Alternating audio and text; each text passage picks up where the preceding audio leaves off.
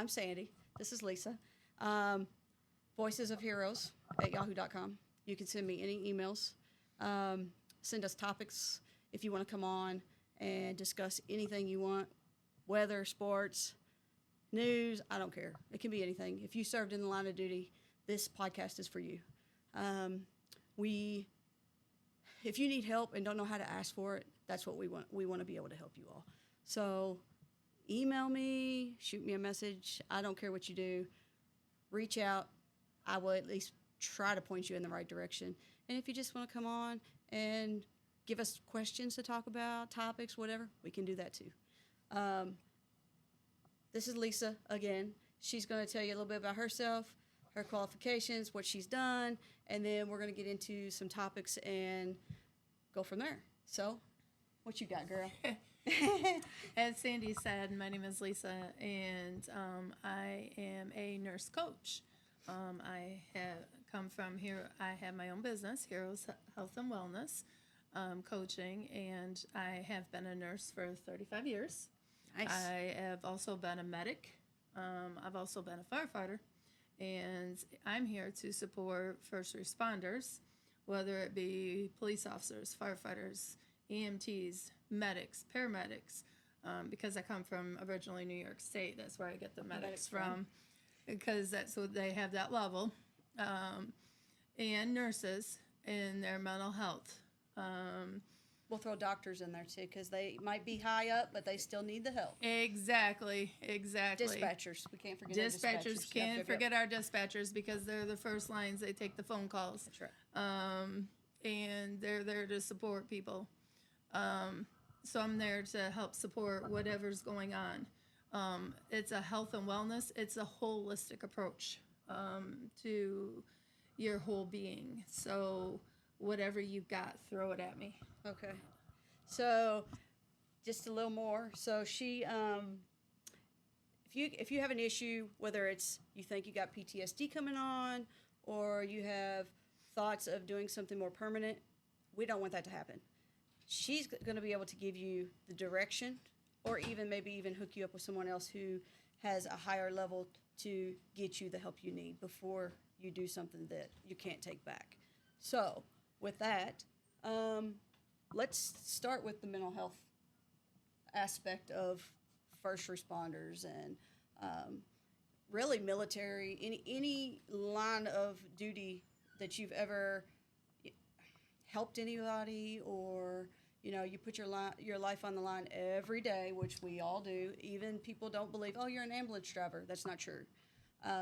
There's a lot of things that we see and that we do that we can't discuss, or if you do discuss it, it's in a small group after the fact, and it's a chaplain listening to you, but they weren't there and they don't understand.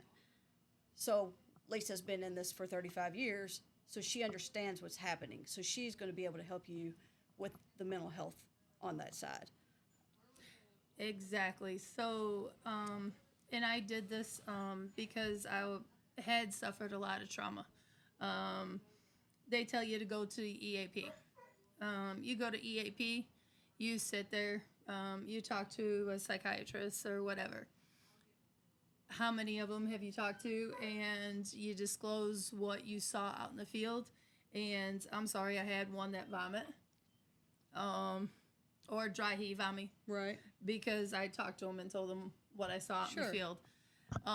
That's just not good. Because they don't understand. Exactly. They sit in a room, in a chair, and they're there to take notes about you and what you're telling them instead of what you're experiencing. They don't understand that. Exactly. So this, hopefully, will give you the confidence to be able to open up to someone who's been there and done that. Right. And I do have trauma-informed care. Good. Critical incident stress debriefing. So I can start from the very beginning. Yep. So if you have been on a call that has impacted you immensely, I can start right there from the very beginning.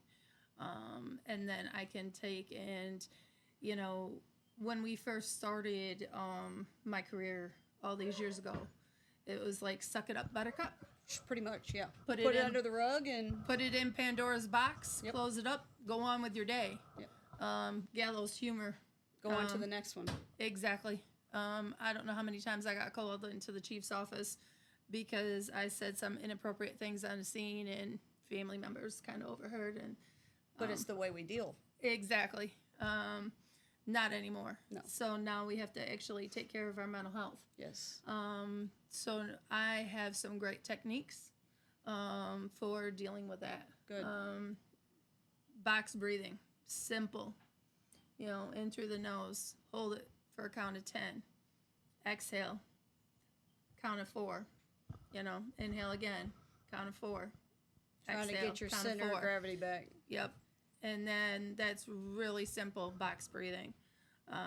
From there, go on to other aspects. You know, I touch on the whole thing, you know, from taking care of, you know, if you don't take care of yourself, you can get high blood pressure, multiple of other things. So that's what I'm there for. Good. Yeah. So- That's what people need. People don't understand that. I mean, she's been there. You get that first call. Oh, it comes in as a car wreck. When you get there, it could be nothing. It could be absolutely nothing. It could be cleaning up fluid from underneath the car. But then it could be your worst nightmare. And then what do? Especially if you're brand new. I can tell you my very first fatal was a double fatal. I can tell you where it was at, what happened. I didn't know what to expect. I was at 19 years old. I had no idea. Back then, you made the run, you sat there, you waited on the corner, they took the people, you go back to the firehouse. See you later, see you on the next one. That was it. Exactly. That was it. Not today. We've got to help each other. We've had too many people that we've known that have taken the more permanent solution to, how do I want to word it? And their life. Yeah, I mean, that's the only way to say it is unfortunately they ended their life because they saw no other way. Yeah, and I have a friend that I actually talked to the night before, and then he died the next day, and he never said a word. Exactly. Never said a word. Yeah. So we don't want that to happen. We want you to reach out. Reach out. Yeah. And I can point you to her, or, you know, whatever y'all need. That's what we're here for. We want to help you. Yeah. I mean, I remember my first call. I started as a junior firefighter. Right. You want to know what my first call was? What's that? Full arrest. Oh, nice. 16 years old. Start full arrest. Hey, you're light. Yep. Learn how to stretch your surf. Oh. Yeah. And you're like, huh? Exactly. Huh? Yeah. Okay. Exactly. But now it's just a routine thing. Exactly. So, you know, but that call stuck with me, and yeah, you have to learn to take care of your mental health, because you don't want to, you know, argue with your significant other, argue with your spouse. Have you ever read that? Children or your children? It affects every aspect of your life. Yeah. You know the book Relentless Courage. Have you read that book? No. Oh my God, you got to read it. Okay. Yeah.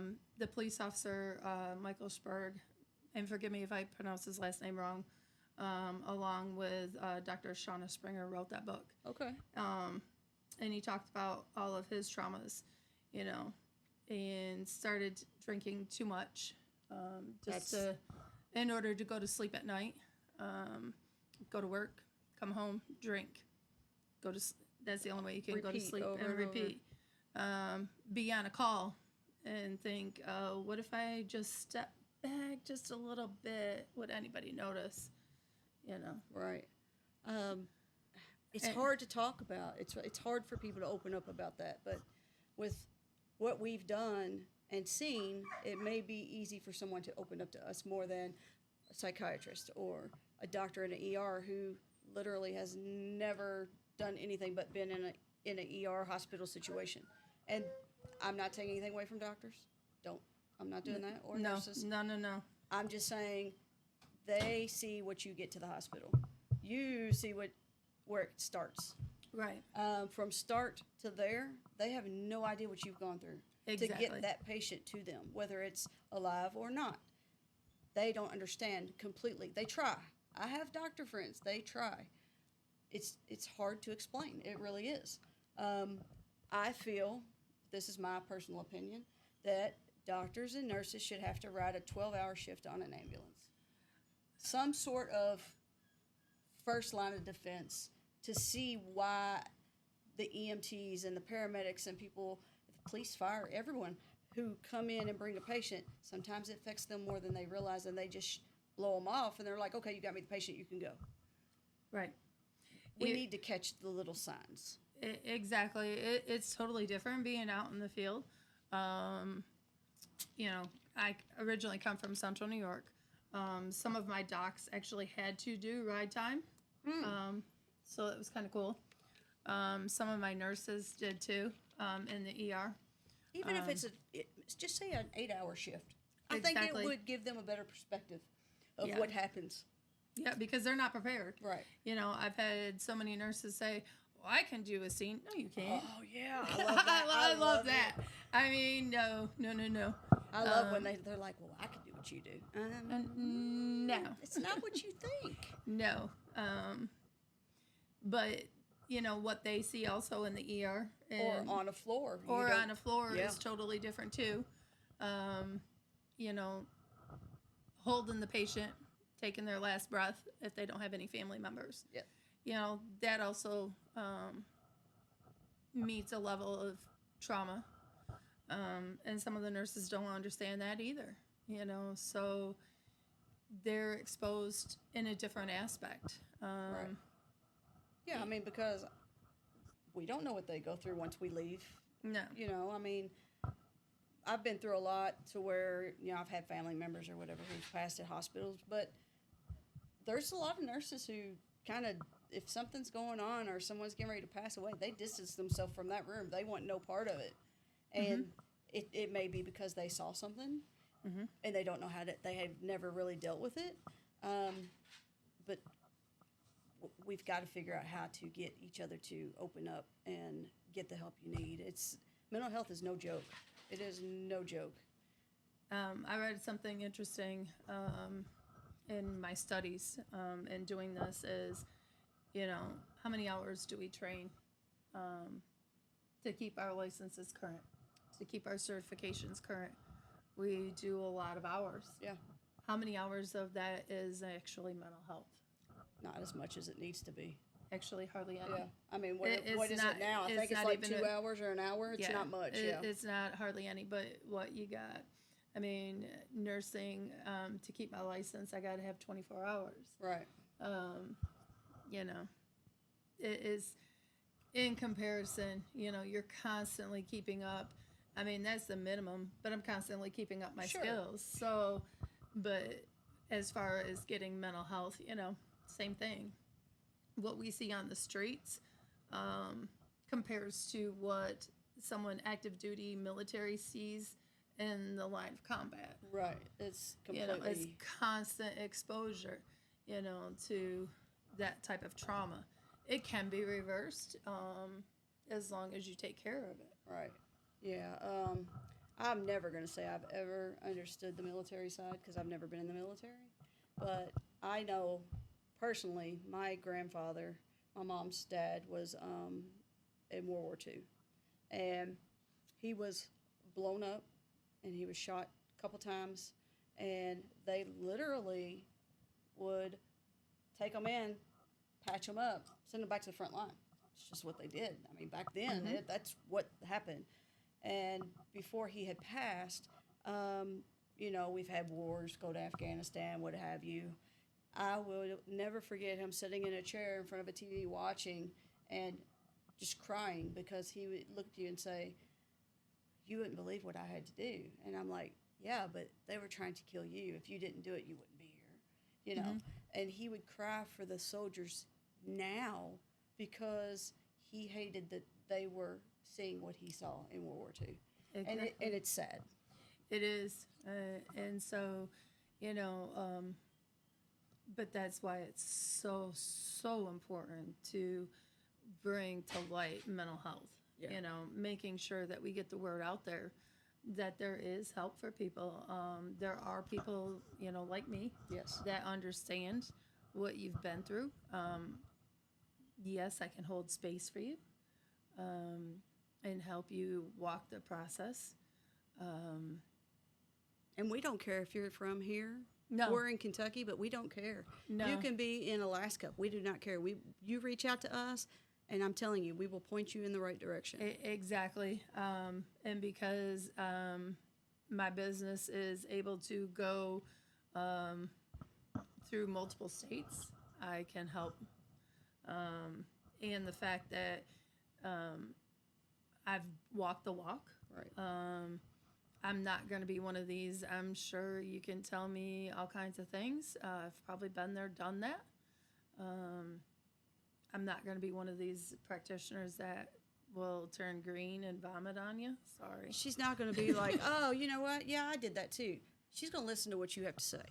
Right. And if you want her to compare with you and make you understand, hey, she has done that. She's been there. That's good, but it's about you. It's not Exactly. about us. I can No. sit here all day long and be like, look, I've been doing fire, EMS, and stuff for 30 years. That's fine. I've seen a lot, done a lot. But I may not have done the exact same thing that you have. And your feelings may be different than mine. We want to help you get a solution, be able to discuss it and talk about the different things that you need to talk